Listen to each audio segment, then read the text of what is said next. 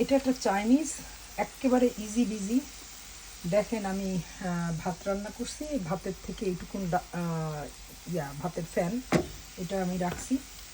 আর এইটা হলো CG queen মশলা। আর এইটা হচ্ছে চিকেনটারে আমি একটু হালকা ফ্রাই করে রাখছি। এই মশলাটা বানাই আপনারা দেখেন। আমার একটুখানি এই যে 1-1.5 চামচের মতো, তারপরে একটু চিলি সস,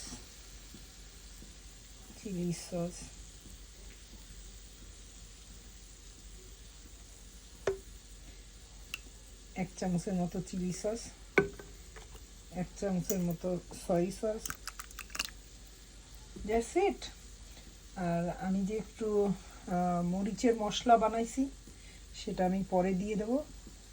আপনারা দেখতেছেন পেঁয়াজটা ভাজা হয়েছে, আর এইটা দিয়ে দেবো, দ্যাটস ইট। আমি সাধারণত কোনো কিছু ফালাই না। এই যে মশলাটা,